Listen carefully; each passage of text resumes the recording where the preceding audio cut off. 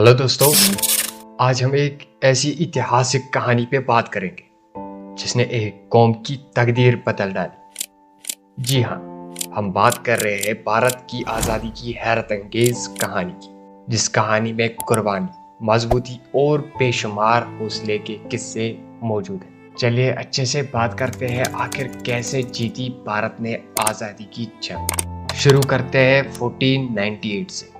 1498 में पहले यूरोपीय व्यक्ति Vasco the gamma Atlantic ocean से स्पाइसेस की तलाश में कैलिकट पहुंचे। कैलिकट एक सिटी है जो साउदर्न इंडिया के केरला में मौजूद है। इसके बाद फिर आती है बात 1613। 1613 में डच और ब्रिटिश इंडियन सब कॉन्टिनेंट्स पर ट्रेडिंग आउटपोस्ट बनाती। फिर आने वाली 2 सदियों में ब्रिटिश, पुर्तगीज और डच को हराकर फ्रेंच के साथ इत्तेहाद कर लेते। फिर इसके बाद आती है बात 18th सेंचुरी।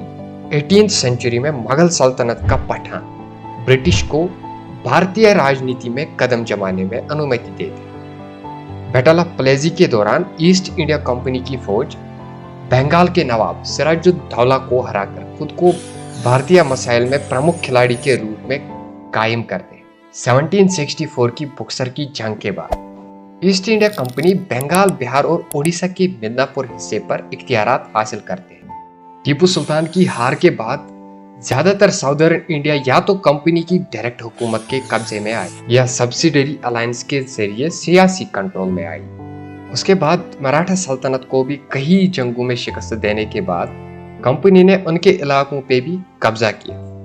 इसके बाद 1845 to 46 और 1848 से 49 तक सिख सेना की लगातार 2 जंगों में मात खाने के नतीजे में पंजाब का बड़ा हिस्सा ईस्ट इंडिया कंपनी के कब्जे में आता है। फिर 1857 में देश के सिपाहियों ने अंग्रेजों के विरुद्ध उठकर एक स्वतंत्र भारत की तरफ पहला कदम उठाया।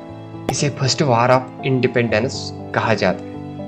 इसके बाद 1857 में मंगल पांडे की फौज में होने वाली बगावत और 1885 में इंडियन नेशनल कांग्रेस के बनने की वजह से आज़ादी की मंजिल दिखने लगी। इस दौर के लीडर्स ने एक आज़ादी की आवाज़ बुलंद की जो आगे चलकर आज़ादी के आसमान की तरफ उठने वाली थी। लेकिन जब ब्रिटिश को लगने लगा कि हिंदू और मुस्लिम मिलकर हमें कमज़ोर कर रहे हैं, तभी वो डिवाइड एंड रूल पॉलिसी अपनाते हैं।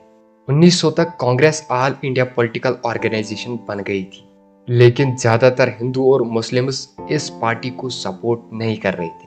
कांग्रेस के मेंबर्स के बीच में नेशनलिज्म के जज्बात ने उन्हें गवर्नमेंट बॉडीज में रिप्रेजेंटेशन की तरफ धकेल दिया ताकि उन्हें भारत की लेजिस्लेशन और एडमिनिस्ट्रेशन में बोलने का हक मिले। कांग्रेस वाले अपने आप को लॉयलिस्ट्स मानते थे, लेकिन ब्रिटिश एम्पायर का पार्ट होकर अपने देश की गवर्नेंस में एक्टिव रोल चाहते थे। दादा भाई नौरोजी ने इस ट्रेंड को रिप्रेजेंट किया। वो इतने आगे गए कि उन्होंने यूके के हाउस ऑफ कॉमन्स के इलेक्शन में पार्टिसिपेट करके जीत हासिल की और फिर पहले इंडियन मेंबर बन गए। साथ ही बाल गंगाधर तिलक ने ब्रिटिश एजुकेशन सिस्टम को सॉलिड टक्कर दी, जो इंडिया के कल्चर और वैल्यूज को इग्नोर और बदनाम कर रहे थे।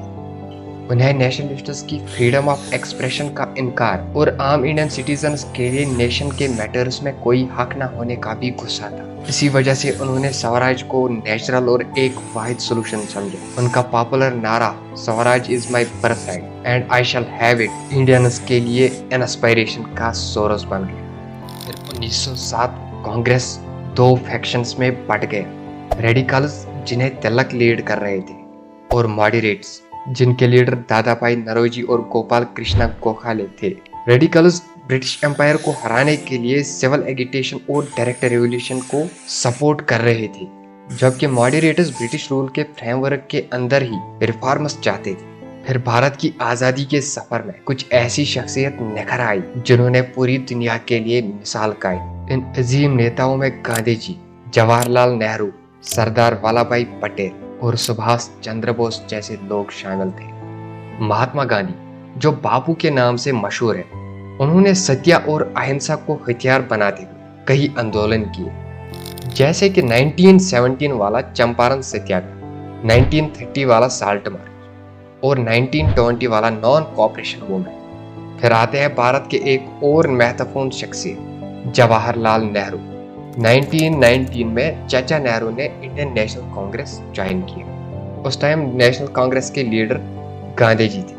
1920 से लेकर 1930 तक चाचा नेहरू को सिविल डिसोबीडियंस की वजह से ब्रिटिश ने कई बार जेल में डाला। इतना जुल्म और ज्यादती के बावजूद जवाहरलाल नेहरू इंडियन नेशनल कांग्रेस के प्रेसिडेंट के तौर पर शपथ ली थी। इंडियन नेशनल कांग्रेस के एक और होनहार किरदार जिन्होंने अंग्रेजों के झंडे हिलाकर रखे, सरदार वल्लभ भाई पटेल 1918 में गुजरात के किसानों के लीडर बने।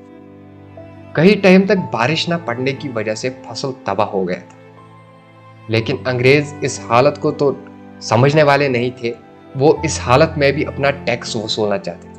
इसके खिलाफ सरदार वल्लभ भाई पटेल ने किसानों के साथ एक आंदोलन किया जिसे खेड़ा सत्याग्रह के नाम से जाना जाता है।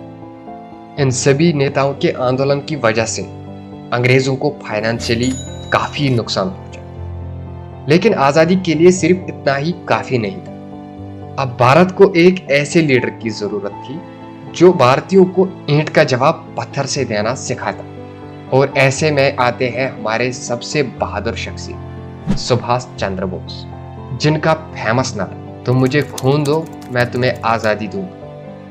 नेताजी को नेशनलिस्ट एक्टिविटीज के लिए 1925 में मंदेले में कैद किया। 1927 में रिहा होने के बाद नेताजी को इंडियन नेशनल कांग्रेस में एज ए जनरल सेक्रेटरी रखा गया। नेताजी ने चाचा नेहरू के साथ मिलकर बहुत सारे काम किए और दोनों ने कांग्रेस पार्टी के युवा नेताओं के रूप में कामयाबी हासिल की। उनका नजरिया गांधी जी से अलग था। वो आजादी पाने के लिए अहिंसा का इस्तेमाल पसंद नहीं करती थी। 1939 में नेताजी को पार्टी का प्रेसिडेंट चुना गया, लेकिन गांधी जी के साथ कॉन्फ्लिक्ट्स की वजह से इन्हें पार्टी से रिजाइन करना पड़ा। नेताजी ने जापानीज फौज की मदद से अंडमान एंड निकोबार आइलैंड फतह की, लेकिन 1944 के कोहिनी और इम्फाल के लड़ाइयों के बाद ब्रिटिश सेना ने उन्हें इस्तीफा देने के लिए मजबूर किया। भारत की आज़ादी में वर्ल्ड वार 2 ने भी एक अहम रोल अदा किया। जब ब्रिटेन ने यूएस से वर्ल्ड वार 2 के दौरान मदद मांगी तो यूएस ने एक शर्त रखी कि वो तभी मदद करेंगे जब ब्रिटेन अपनी कॉलोनीज को आज़ाद करेगी। यह एग्रीमेंट अटलांटिक चार्टर में भी दर्ज किया गया। वर्ल्ड वार 2 ने भारतीय नेताओं के साथ समझौता करने के लिए ब्रिटिश को मजबूर किया। ब्रिटिश को डर लगने लगा कहीं वो वर्ल्ड वार 2 में मात ना खाए। तभी उनकी नजर पड़ती है भारतीय फौज पर, जो एक बहुत बड़ी फौज थी। डरे हुए ब्रिटिश गवर्नमेंट भारतीय नेताओं के साथ समझौता करने के लिए उन्हें फौज के बदले में आजादी देने का वादा करती। फिर 3 जून 1947 को ब्रिटिश इंडिया के आखिरी गवर्नर जनरल विस्काउंट लुइस माउंटबेटन ने इंडिया और पाकिस्तान को तकसीम करने का ऐलान किया। फिर 14 अगस्त 11:57 पाकिस्तान को एक अलग कौम करार दिया गया। उसके बाद 15 अगस्त 12:02 पर इंडिया को आज़ादी प्राप्त होती।